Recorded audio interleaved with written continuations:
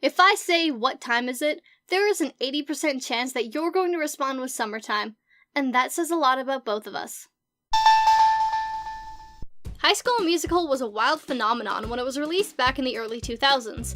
I was super big on the Disney Channel and didn't know what high school was actually like, so I became a pretty big fan. I recall very clearly being in my room watching the dance along with my best friend at the time, learning the dance moves from We're All in This Together, while countless pictures of Zac Efron that I cut out from Tiger Beat and Bop magazine watched from their place on my wall. I don't remember any of the dance now, but I think there was like arm pumping and clapping. The popularity of the movies obviously meant that Disney had to capitalize absolutely anywhere necessary, which meant that a whole whackload of games were created.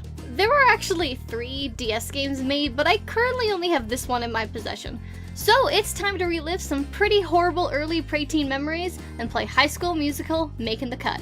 Okay. Before I officially begin, I just want to say I did go through the tutorial. There just isn't much to talk about. The drama teacher just sort of tells you what to do and there's no real practicing, but whatever. At least I know how to play and none of you can give me crap for skipping something. I'm able to choose from local or state, but I like going in order, so I go local and get a nice little stage select. Squares are story and circles are actual playable stages. The story in this game is actually separate from the original movie, so I guess it takes place afterwards, but before the second movie.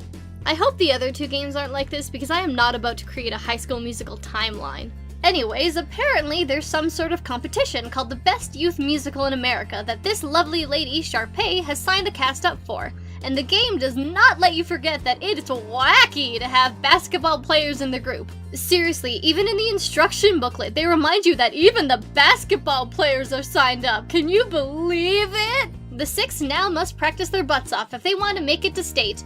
And I'm sorry, I can't take any of this story seriously. First of all, it's really badly written.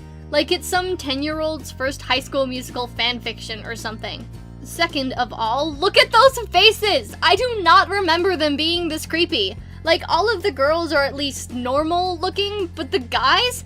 Troy looks like he's going to stab me, and Chad always looks like he's about to get a strike in bowling. Don't even get me started on Ryan, please.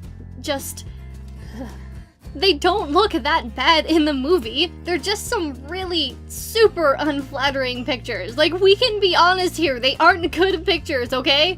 Moving on from the horrible story of Sharpay is being overconfident and we need to be practicing basketball, not dance moves, we actually get to play the game. And it's alright. Super slow, but this is beginner level, so it's understandable. It feels a bit laggy at times and sometimes wouldn't register when I tapped on the notes. I tested it on 2 DSs and it still felt that way, so it was a little hard getting a perfect score when it felt like it was working against you. There's also 2 other actions incorporated into the rhythmic tapping. One of them is drawing a specific symbol on a piece of paper that worked pretty alright, unless you were drawing that stupid C symbol. It took me until the end of the game to get it to actually register. Not like it mattered, because as far as I could tell, it didn't actively affect your score. It also always cuts to some weird locker or desk screen where stuff gets tossed around and pictures fly up. It's sort of off-putting from the rest of it, but serves as a nice break for the longer songs. And it would be hard to not mention the basketball shooting minigame. This is sort of like the sliding elements in rhythm games, but like 10 times more ridiculous because you're shooting hoops during a song. It's especially gold when you're playing through one of the heartbreak songs, like When There Was Me and You. It's coming true. Yeah, nothing says heartache like dunking some sick baskets. The first song of the game is Bop to the Top, an upbeat song about climbing your way to fame and victory through bopping? And I actually remember this song fairly well. I didn't like it as a kid, but I can appreciate the attitude of the song now. Wait. I believe in dreaming, shooting for the stars. That's not Sharpay's voice. That's not actually Tisdale's voice. Hold on. I believe in dreaming, shooting for the stars. Yeah, that's not their voices. It turns out that they had different people sing the songs from the movie for some reason. Like, could they not get the rights to the voices? It's a licensed game. Why did they get people to cover the songs when they could have more easily just used the originals? I actually tried finding out why, but I'm not exactly the best at sniffing out the High School Musical video game mysteries, so I couldn't find anything. Anyways, the cover artists are alright, but they leave something to be desired. Some of them sound okay, but as someone who admittedly knows the songs, it's a bit off-putting. Not enough to ruin the game though. No, the character models did a swell enough job at that. I mean, just look at this. Is that supposed to be a hat? Oh my god! 3D graphics on the DS were pretty bad for a lot of games, but come on, it looks like you didn't even try. There's also different clothing options for the semi-human looking masses, but I only ever unlocked Troy's second outfit. It constantly told me to get a B or higher to unlock more outfits, but I never went below a B+, so I don't know what I did wrong. I unlocked a bunch of clothes for the quick play option though, that I'll get to in a bit. Back to the matter at hand here, actual gameplay is fine, and I found myself enjoying it for the most part. There aren't a lot of songs, so it wears a bit pretty quickly, but the harder levels still make it pretty enjoyable and challenging. One constant issue was their placement though. A lot of tapping games I find have some sort of flow as to where the next string of stuff to tap is going to be, but it felt a bit carelessly placed and sometimes had 2 notes pop up too quickly for me to register which one went first, causing me to miss a beat. There's also the second game mode, which has you play instruments, and the sounds it plays when you hit a note are so off-putting I found myself taken out of the flow and messed up as a result. At some points you also switch to a different instrument, and switching gives you a specific score multiplier. And I don't know why they bothered to give you options, because obviously if you want the highest score to get over a B for unlockable clothing that may or may not actually exist, you're going to go for the ×5 multiplier over the ×1 multiplier. Sometimes they did only give you one option, so I don't really understand why they would give you 2 or 3 at all. There's also no hoop shooting, so 0 out of 10, bad game mode. Last quote-unquote mode is this movie-making thing, and all I really ever got from it was tap the microphone at the bottom when it's green to win. I don't know what this other stuff was supposed to do, or if it helped at all. Tap cameras to get other angles of their gracious dancing, and tap the bottom icons for stuff to happen. Maybe I should've listened to Miss Darbus back in the tutorial and turned off my phone while she was talking about it. Either way, I tapped the microphones and get an A+. Clearly, I'm the best. We continue on with this horribly written story that seriously looks like someone's first attempt at a High School Musical roleplay. I mean, it's just so bad. I can see the plot, but it's just hidden beneath horrible writing. Anyways, we dance our way to state, which is when things heat up.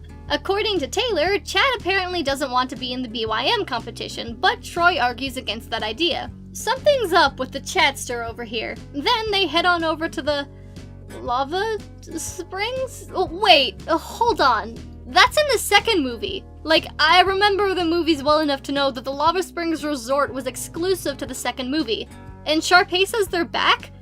So this story takes place after the second movie? This timeline is getting too deep. Continuing on, Gabriella finds Chad doing some research in the library, and Taylor overhears Gabriella being a supportive friend and gets jealous because of it? Like, come on, Gabriella is just offering her support. There isn't even the slightest implication of anything more. The next cutscenes, Taylor actually shaves Gabriella as well, instead of just asking about it. I'm sorry, this is just too teen drama for me, I can't take it. We win state and move on to regional. Something, Sharpay something, Chad confesses about being nervous about flying, which is what Gabriella was supporting him with, yada yada blah blah blah. Suddenly I don't dance, which means that there's second movie songs, and I just had to play through 3 difficulties to unlock them, right? Maybe? Please? Nope! We impress the state judges with our sweet I Don't Dance song and move on to nationals, and it's the same frickin' songs except for the end when we get What Time Is It?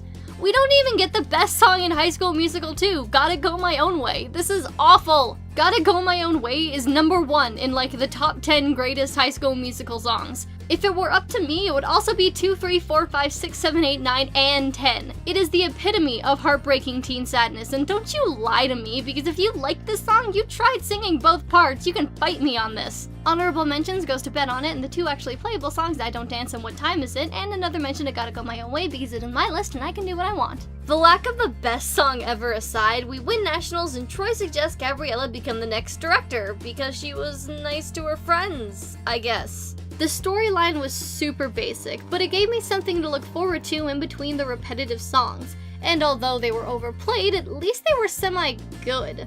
For a Disney original movie, anyways. Multiplayer exists as well, but it's mostly just to share what I'm assuming is your movies from the game mode I didn't pay attention to. Also, some sort of battle mode where you can sabotage your friends or dodge their own sabotage with taps, but I didn't want to force one of my friends to go out and buy this game just to test it, so I'm just going to assume it's fairly mediocre. And if you didn't get enough of the songs but don't want to play as the original cast, there's also Quick Play that lets you create your own character, and they're just as horrifying as the cast models. Luckily, I unlocked the Wildcat mascot costume, so I got to watch a furry dance to High School Musical songs, which is a sentence I never thought I'd be able to say. All in all, it wasn't a good game, but it wasn't a bad one either, which is saying a lot for a game that was created to capitalize on a popular franchise that I bought used for $2. It's a game that you could in fact get enjoyment out of, and I could even see myself playing it again. But Rhythm Heaven exists, so why would I do that? While editing this, I kept taking breaks so I could listen to Gotta Go My Own Way. Like, that song is just so good. Like, it's really cheesy, but it's so good.